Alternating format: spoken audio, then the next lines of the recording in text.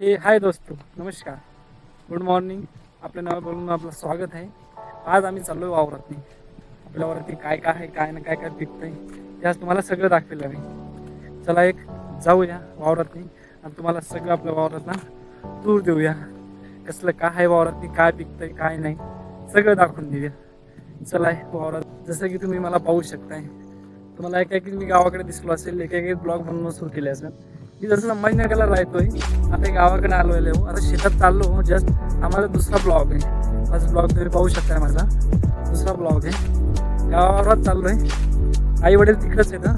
बघू काय काय काय शेतात हे काय काय नाही मी सगळं तुम्हाला प्रॉपर आपण दाखवून देऊ. आज काय काय पिकतं आमच्या शेतातनी, काय काय नाही सगळं दाखवून देऊया. कारण की मी संभाजीनगरला राहतोय, इकडे स्टडी वगैरे करतोय.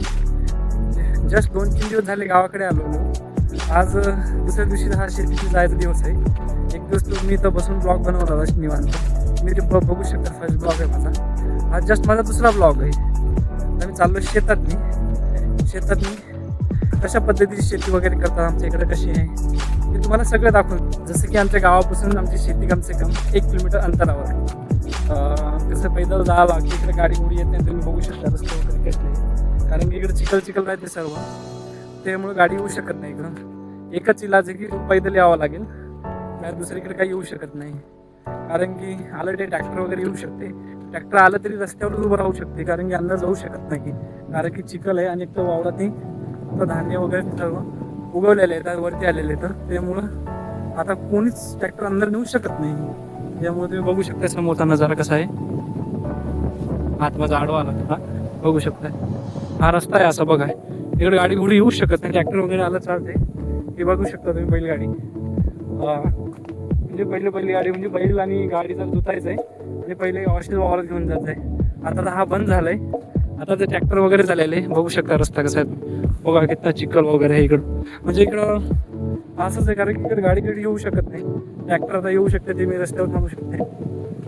आता तर तो काळ गेला आहे, बैलगाडीचा वगैरे काळ गेला आहे. आता तर जस्ट नवीन ट्रॅक्टर वगैरे आलेले तुम्हाला दाखवून ते आपण त्यावर जाऊन आपलं सोयाबीन वगैरे सगळं दाखवतो. सगळं तुम्हाला इन्क्लूड नाही करणार मी. चालेल, तुम्हाला विवाद आपल्या शेती जाऊन एक वेगळाच आनंद आहे. जसं की गावाकडे येणे, गावाकडे आले की स्वतःच्या शेतीत वगैरे जाणे, शेतीत बसून जेवण वगैरे करणे. जसं की आता मम्मी डब्बा घेऊन जेवू लागली. डब्बा म्हणजे आणलेला आहे मम्मीने वावरातही. मम्मी तिकडे खालचे म्हणजे खालते एक आमचं शेत आहे, त्यात मी तिथं बसलेलं आहे. मम्मी बाबा आई बाबा म्हणजे आई वडील. आणि आता जस्ट मी इकडे वरती वावरात नाही आलो, कारण तुम्हाला म्हणजे देवस्थान आहे आमच्या वावरात महादेवाचं वगैरे, ते दाखवणार. आणि मम्मीने जेवण वगैरे कसं आणलं ते बी तुम्हाला दाखवणार. एकदम छानपैकी घरून बनवून जेवण आणलेलं आहे, तुम्हाला दाखवणार. आता ते बी जेवण वगैरे आणि तुम्हाला देवस्थान वगैरे मी दाखवणे. जस्ट मी आलेलो होतो ते तुम्हाला दाखवतो. तिथं चालायला प्रॉब्लेम येते, कारण सोयाबीन खूप उच्च झालेलं आहे ना, त्यामुळे तुम्हाला हे बघू शकता तुम्ही. हीच बेल हे पत्ता आहे जो महादेवाला वाहायला जातो वगैरे तो. आणि हा देवस्थान आहे हे वगैरे, हे बघू शकता तुम्ही. असं वगैरे देवस्थान आहे. आणि इथं पप्पा रोज येतात, पूजा वगैरे करतात.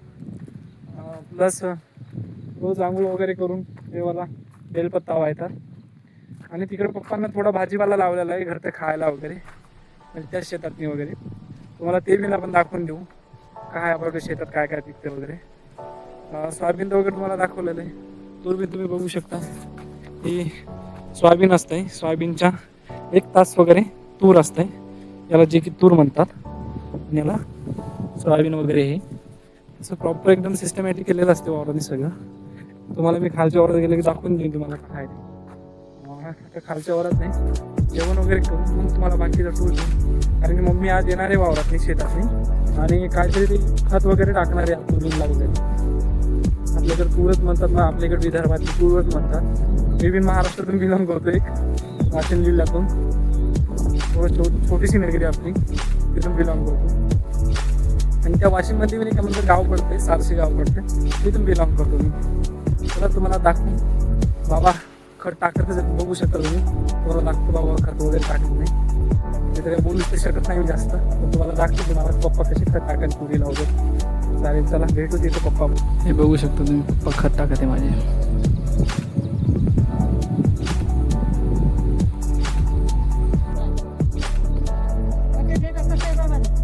काय माहिती चल बोलायला.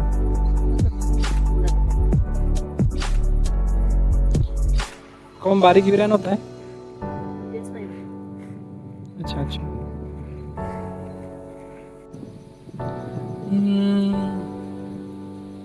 और मस्त जेवण आहे आपलं. साईड मध्ये साप दिसलाय. तेव्हा दाखवतो साप आता मी वाचायला दिसते ना बघू शकता.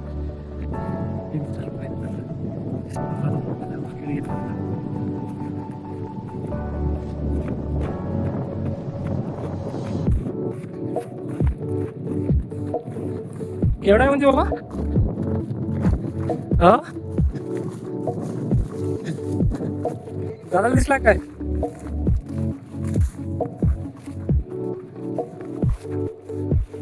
काय म्हणले?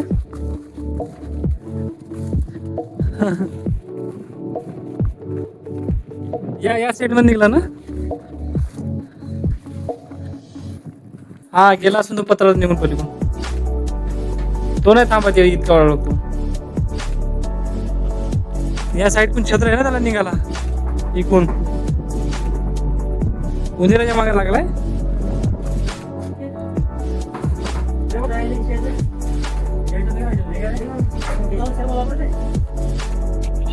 हा भुकतो कोण माझ्यावर? तुला वाच पाहिजे झोपायला वय रे. हा तुला वाच पाहिजे झोपायला. हा रात्रीच्या झोपलाय. फायनली तिकून आता सर्व बघून आलं. सर्व मिळाला नाही आता. सर गेला तो सीड म्हणून साईडला निघून गेला तो जायला. बघू शकता तुम्हाला हळद वगैरे दाखवतो आमची. तिकडे बघत आलो हळद वगैरे. सोयाबीन वगैरे चालायला थोडा प्रॉब्लेम होतो.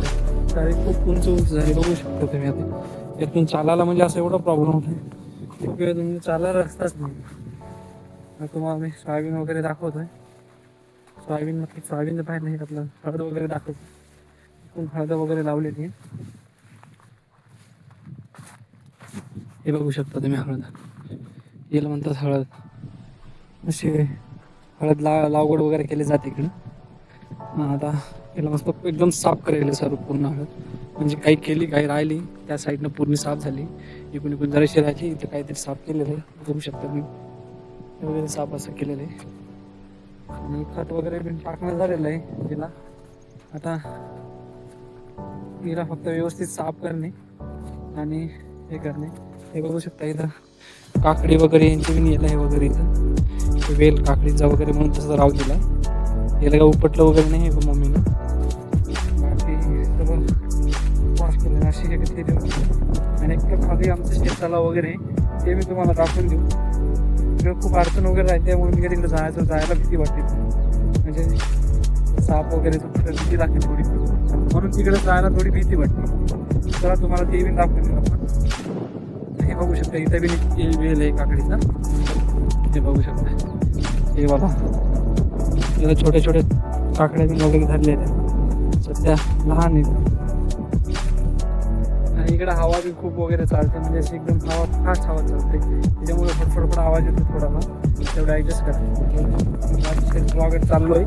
इकडे शेत तलाव आहे आमचं. बघू शकता पुढची अडचण खूप भयंकर एकदम सुनसान. त्यामुळे इकडे यायला भीती वाटते. म्हणजे खूप उंची गवत आहे ना. चारा वगैरे खाण्याला खूप उंची. बघू शकता कसं जंगल वगैरे इकडे. पण त्याच्यामुळे थोडी भीती वाटते. हे बघा हे शेताला वगैरे. म्हणजे इथून पाणी वगैरे सगळं आमच्या शेताला वगैरे जाते. मला पुढे दाखवून देतोय. इथे साप वगैरे राहतात त्याच्यामुळे भीती वाटते थोडीफार जायला माणसाला. हे बघू शकते तिथपर्यंत एकदम तिथून खाल्लेलं पूर्ण ते. तिकडे मी खूप असं एकदम म्हणजे जंगल टाईप आहे. त्यामुळे भीती वाटते थोडीफार इकडे. म्हणजे साप वगैरे पण असतात ना त्याच्यामुळे इकडे याला भीती वाटते माणसाला. बाकी वगैरे असं काही नाही आहे. हे बघू शकता तुम्ही. म्हणजे पूर्ण हरभरं झालेलं आहे तुझं जंगल टाईप. पूर्ण पाण्याचा फ्लो काढलेला आहे. आणि हा पाणी सीधा मोठ्या तलावातनी जातो खालतं. म्हणजे गावातनी म्हणजे गावाच्या बाजूला एक मोठं तलाव केलेलं आहे तिथं जातो हे पाणी. आणि तिथे एका जागी गट्टा होऊन तो पाणी म्हणजे जेव्हा उन्हाळ्याचा महिना वगैरे असेल तेव्हा ते पाणी सर्व शेततलावाला तिथून पुरवलं जाते. म्हणजे तिथून सर्वाचे पाईपलाईन वगैरे अशी पाईप टाकून व्यवस्थित सगळं पाणी येतं तिथून. सगळे शेत तिथूनच उन्हाळ्यात चालतात. ज्याच्यावरची विहीर वगैरे विहिरीपासून चालतात. आणि इकडं वातावरण बी असं आहे की एकदम साफ वातावरण आहे, आता कधी नाही काय ना आयडियल वातावरण आहे. तुम्ही बघू शकता एकदम असं एकदम सायलेंट मध्ये एकदम नाही खिडकी ना कोणत्या गाडीचा आवाज ना कशाचा आवाज एकदम मस्त. अशा पक्ष्यांचा छोटा आवाज एकदम कानाला स्मूथली वाटतो एकदम. म्हणजे हेच गावाकडला आनंद आहे की शेताकडला आनंद आहे आपला. यालाच तर मग नगरी सोन्याची नगरी अशी म्हणल्या जाते. जसं की गाव म्हणजे एक सुकून आहे माणसाला, तिथं सगळं माणसाला एकदम दुःख सुख विसरून माणूस सगळा एकदम सुखी संसारात राहतोय. मीच माझ्या मम्मी बाबाला बघतोय, तुम्ही हॅपी राहतोय. दोघं मस्त एकमेकाला जीव लावून मस्त एकदम शेती वगैरे करतात, जीव लावतात, एकदम आनंदी राहतात. संसार चांगला त्यांचा करत आहे. भलाही मी त्यांचा मुलगा आहे, पण मी त्यांच्यावर दूर दूर राहतो त्यांच्यापासून. 6-7 वर्ष झाले मी संभाजीनगरला राहतो बाहेर. त्याच्यामुळं मी गावाकडे आलो आता जस्ट, आणि कालपासून मी ब्लॉगिंग सुरू केली. तर संभाजीनगरला विचार केला ब्लॉगिंगचा स्टार्ट करायला, पण तिथं काही स्टार्ट मिळाला नाही. तर म्हटलं चला गावाकडूनच आपली सुरुवात, जिथं आपला जन्म झाला तिथूनच आपण सुरुवात वगैरे करू. आणि गावाकडूनच एक सुरुवात झाली आपली नवीन. बस इथून जर्नी आपली स्टार्ट होणार आपली. मला रोज नक्कीच चांगले ब्लॉग पाहायला भेटेल. आवडला असेल तुम्हाला हा ब्लॉग, सबस्क्राईब आणि लाईक आणि बेल आयकॉन. चला भेटू नेक्स्ट ब्लॉगमध्ये. जय महाराष्ट्र.